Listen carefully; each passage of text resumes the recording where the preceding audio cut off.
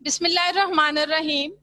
बच्चों, आज हमारा टॉपिक है सेल साइकिल। ठीक है, BS 6 सेमेस्टर में हमारा पहला जो कोर्स कंटेंट्स के अकॉर्डिंग हम चले तो हमारे पास पहला टॉपिक आता है माइटोसिस। ठीक है, माइटोसिस मतलब के सेल डिवीजन। अगर हम डायरेक्ट माइटोसिस को पढ़ते हैं तो उसमें जो है वो फिर बहुत सारे हमारे क्वेश्चंस रह जाएंगे, बहुत सारे हमारे कॉन्सेप्ट्स क्लियर नहीं होंगे। ठीक है, तो इस तरह से अपनी हर कंफ्यूजन को दूर करने के लिए सबसे पहले हमारे लिए जरूरी है कि हम सेल साइकिल के बारे में जो है वो थोड़ा सा आज पढ़ते हैं कि सेल साइकिल क्या है। सेल साइकिल की बच्चों सबसे पहले डेफिनेशन देखते हैं हम। अच्छा, डेफिनेशन देखने से पहले मैं आपको एक आइडिया दे दूं। बच्चों, साइकिल जब हम किसी चीज के लिए वर्ड्स यूज करते हैं उसका मतलब है कि एक पॉइंट जिस जगह से स्टार्ट हो रहा है वो घूम घाम के बहुत सारे स्टेप्स करके दोबारा से जो है वो पहले वाले पॉइंट पे आ जाए। ठीक है, इसी तरह से बच्चों सेल साइकिल जो है ये भी एक सेल होगा आपके पास, ये बहुत सारे स्टेप्स में से गुजरेगा। उन स्टेप्स में से गुजरने के बाद ये दोबारा अपने पहली वाली स्टेप पे वापस आएगा। इस चीज को हम नाम देंगे सेल साइकिल का। ठीक है, सेल बच्चों एक सीरीज ऑफ चेंजेस सेल के अंदर आती हैं, जिसमें सबसे पहले जो है वो सेल अपनी ग्रोथ करेगा, फिर उसके बाद रेप्लिकेशन करेगा डीएनए की, उसके बाद सेल डिवाइड कर जाएगा। ठीक है, तीन चीजें होंगी इसके अंदर। सबसे पहले सेल ग्रो करेगा, उसके बाद ये अपने डीएनए को रेप्लिकेट करेगा, और लास्ट पे जो है सेल क्या कर जाएगा, डिवाइड कर जाएगा। ठीक है, अब ये जो सीक्वेंस है, ये जो तरतीब है चेंजेस का, कि पहले ग्रो करना, फिर रेप्लिकेट करना, फिर सेल का डिवाइड करना, इस तमाम चेंजेस के सीक्वेंस को हम सेल साइकिल का नाम देते हैं।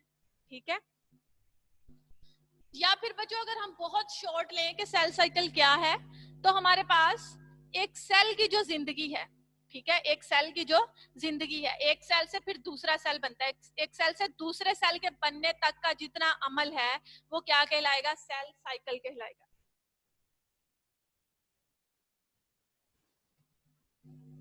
अच्छा बच्चों, अब हम सेल साइकिल को ही यहाँ पे देखते हैं। अभी हमने जो सेल साइकिल को डिफाइन किया, हमने कहा एक सेल, एक उसके अंदर एक सीक्वेंस आएगा, तरतीब आएगी चेंजेस की, उस सीक्वेंस को आप चेंज नहीं कर सकते, आगे पीछे नहीं कर सकते। ठीक है, ये जो सीक्वेंस है इसमें कौन कौन सी चीजें आएंगी। सबसे पहले सेल ग्रो करेगा, उसके बाद वो अपने क्रोमोसोम्स की कॉपी तैयार कर लेगा, डीएनए की रेप्लिकेशन करेगा, उसके बाद वो अपने आप को क्या कर लेगा, डिवाइड कर लेगा। ठीक है, उसके बाद वो क्या करेगा, डिवाइड करेगा। अब ये जो आपके पास सारा प्रोसेस है, सारा अमल है, इसे हम नाम देंगे सेल साइकिल का।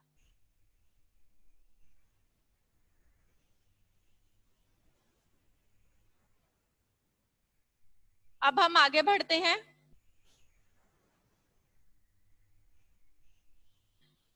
फेजेस देखते हैं। सेल साइकिल इस तरह से नहीं है कि ये पूरा एक साइकिल एक ही जो है वो स्टेप में कंप्लीट हो जाए। ठीक है, हम इस पूरे साइकिल को 2 फेजेस में डिवाइड करते हैं। पहला फेज हमारे पास इंटरफेज है, और दूसरा फेज जो है वो हमारे पास है माइटोसिस। ठीक है, सेल साइकिल को हमने 2 पोर्शंस में डिवाइड किया है। पहला क्या कहलाएगा, इंटरफेज, और दूसरा क्या कहलाएगा, माइटोसिस।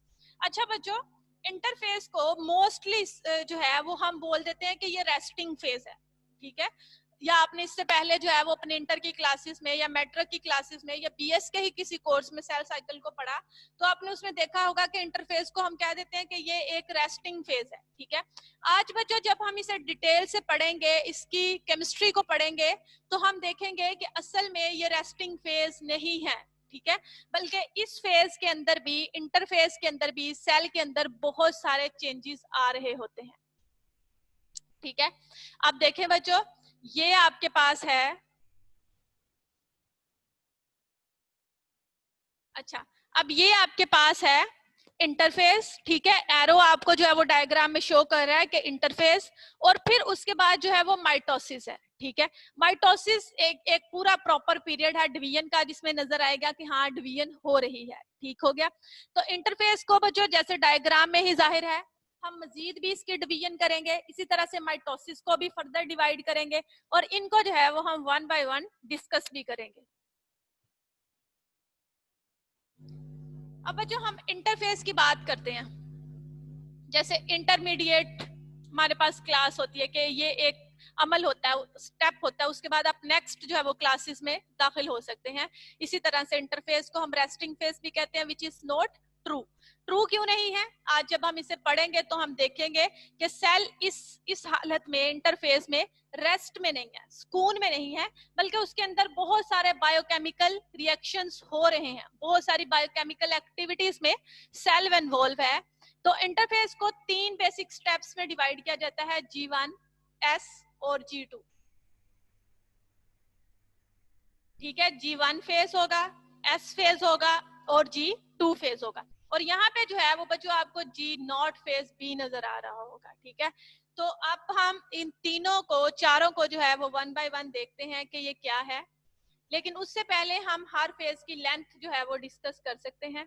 लेंथ जो है वो बच्चों हर फेज की वेरिएबल है। ठीक है, हर लिविंग ऑर्गेनिज्म में ये वेरी करती है।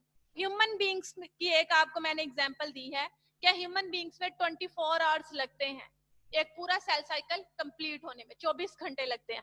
उसमें G1 जो है वो 9 आवर्स, S जो है वो 10 आवर्स, G2 जो है ये 4.5 आवर्स और माइटोसिस जो है ये 30 मिनट्स में होगी। ह्यूमंस के अलावा इसी तरह से मैंने आपको एक यीस्ट की एग्जांपल दी है कि उसमें जो टोटल सेल साइकिल है वो 90 मिनट्स में कंप्लीट होता है। 90 मिनट्स मतलब 1.5 घंटा, 1 घंटा और 30 मिनट। ठीक है, पहला फेज बच्चों हम इसका देखते हैं G1। ठीक है, फर्स्ट फेज है हमारे पास ये इंटरफेज का। इसके अंदर होता क्या है कि सेल ग्रो करता है। ठीक है, अपना साइज इंक्रीज करता है, ट्वाइस, दो गुना हो जाता है। ठीक है, अपने साइज से ये क्या हो जाएगा बच्चों, 2 गुना हो जाएगा। और ऐसा होगा क्यों?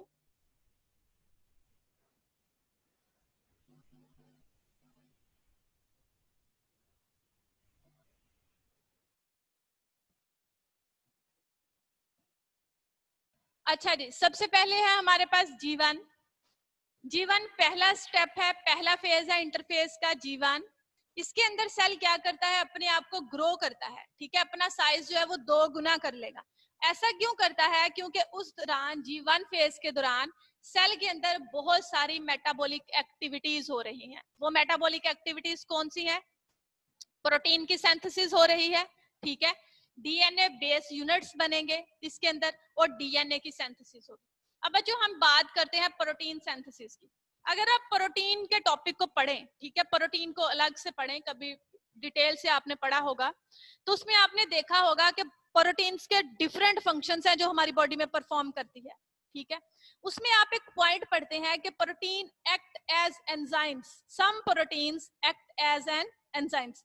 कुछ प्रोटीन्स जो है वो एंजाइम्स के तौर पे काम करती हैं। ठीक हो गया। अब यहाँ पे प्रोटीन की सिंथेसिस G1 में क्यों चाहिए? वो इस वजह से कि यहाँ पे जो प्रोटीन्स बनेंगी ये प्रोटीन्स एक्ट करेंगी एज एंजाइम्स। ठीक है, DNA polymerase, RNA polymerase, ligase, helicase, ये सारे एंजाइम्स बनेंगे और ये एंजाइम्स डीएनए रेप्लिकेशन में रोल प्ले करते हैं। बात समझ में आ रही है? ये तमाम ये प्रोटीन्स की जहां इस पॉइंट पे जो सिंथेसिस हो रही है, क्योंकि हम कहते हैं कि कुछ प्रोटीन जो है वो एक्ट करती हैं एज एंजाइम्स, और एंजाइम के बगैर हमारी बॉडी का कोई भी रिएक्शन जो है वो पॉसिबल नहीं है, कोई भी एक्टिविटी हमारी बॉडी की पॉसिबल नहीं है। ठीक हो गया। तो इस तरह से डीएनए की जब रेप्लिकेशन होनी है तो उसमें डिफरेंट एंजाइम्स इस्तेमाल होने हैं। लाइगेस है, हेलिकेस है, डीएनए पॉलीमरेज है। ठीक है, उसके अलावा आरएनए पॉलीमरेज 1, 2, 3 है। तो वो तमाम प्रोटीन्स एक्ट करेंगी एज एंजाइम्स और डीएनए रेप्लिकेशन में हेल्प करेंगी। अच्छा बच्चों, यहाँ पे एक स्टेज है G0 स्टेज। ठीक है, बाज़ औक़ात ऐसा होता है कि कुछ पोस्ट माइटोटिक सेल्स होते हैं। ठीक है, पोस्ट माइटोटिक सेल्स, हम ऐसे सेल्स को बोलते हैं, पोस्ट माइटोटिक सेल्स हम ऐसे सेल्स को बोलते हैं जो कैपेबल नहीं होते माइटोसिस के लिए। ठीक है, जो कैपेबल नहीं होते माइटोसिस के लिए। कुछ लोग जो है वो इन्हें डेड सेल बोल देते हैं, इस तरह से कुछ कर देते हैं, लेकिन इसकी जो एग्जैक्ट डेफिनेशन है वो ये है कि ये एक्टिव होते हैं, मेटाबॉलिकली एक्टिव होते हैं, लेकिन ये प्रोलिफरेट नहीं कर सकते, मतलब अपने आप को डिवाइड नहीं कर सकते। पोस्ट माइटोटिक सेल्स, जैसे बच्चों आपने देखा होगा कि जब हम छोटे थे या बड़े हो रहे हैं जिस तरह से, तो वक्त के साथ साथ हम बहुत सारी चीजें लर्न करते हैं, सीखते हैं, ठीक है। बचपन में हमारी मेमोरी बहुत शार्प होती है, लेकिन जैसे जैसे बूढ़े होते जाते हैं, जो बूढ़े लोग होते हैं उन्हें आज सुबह की जो बात है वो शाम तक जो है वो याद नहीं रहती। उसकी मेन रीजन ये होती है क्योंकि हमारे जो न्यूरॉन्स हैं ये भी पोस्ट माइटोटिक सेल्स हैं। एक टाइम ऐसा आता है कि ये भी डिवाइड होना क्या हो जाते हैं, बंद हो जाते हैं, ठीक है। जब ये मजीद डिवाइड नहीं करेंगे तो वो लोग जो है वो मजीद बातें जो है वो भी नहीं सीख पाएंगे, ठीक है।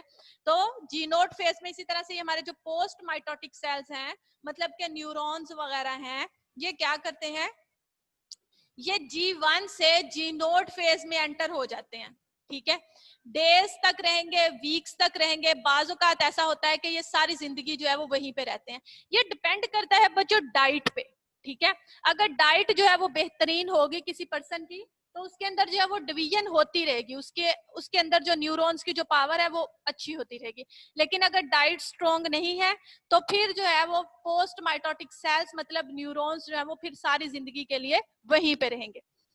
इसी तरह से बच्चों अगर आंख में चोट लग जाती है, ठीक है, जैसे उसका लेंस है, लेंस अगर डैमेज हो जाता है तो ये भी पोस्ट माइटोटिक सेल है, ये भी मजीद डिवाइड नहीं हो सकता, ठीक है। अपने आप को दोबारा से जो वो डिवाइड नहीं कर सकता, फिर वो वहीं पे रहता है, सारी जिंदगी वहीं पे रहता है और आंख जो है वो खराब हो जाती है। या फिर आपने ये भी देखा होगा कि वक्त गुजरने के साथ साथ हमारी आई साइड जो है वो वीक होती रहती है, ठीक है। वो आई साइड भी बच्चों हमारी इसी वजह से, लेंस जो है वो भी हमारे इसी वजह से कमजोर होते रहते हैं।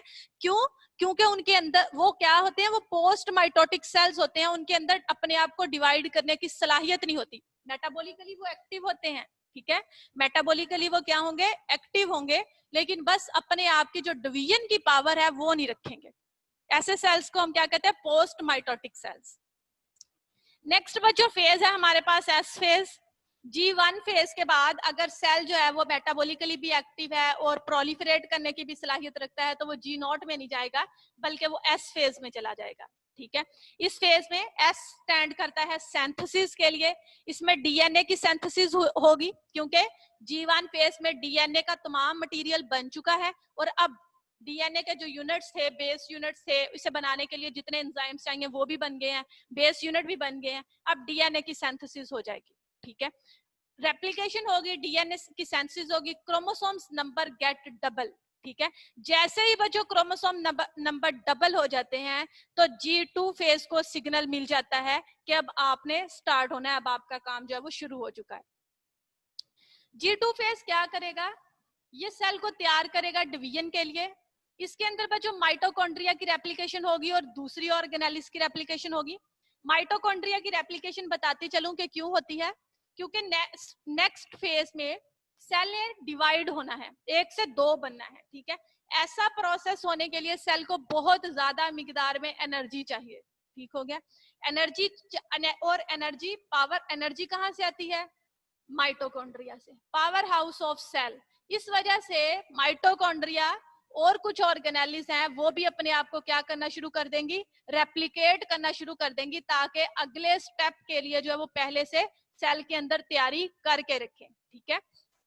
अब बच्चों ये एनर्जी क्रोमोसोम की मूवमेंट में भी इस्तेमाल होगी। माइटोटिक स्पेसिफिक प्रोटीन्स हैं, कुछ आरएनए हैं, माइक्रोट्यूब्यूल सब यूनिट्स हैं, ये भी यहाँ पे बनाए जाएंगे।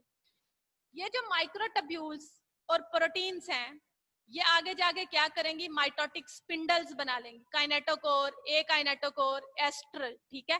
अब पहले से सारी तैयारी करके रखी जाएगी ताकि अगला जो फेज आ रहा है उसके लिए सेल को किसी प्रॉब्लम का सामना ना करना पड़े। अब बच्चों ये आज आपने जो है वो डायग्राम ड्रॉ भी करनी है।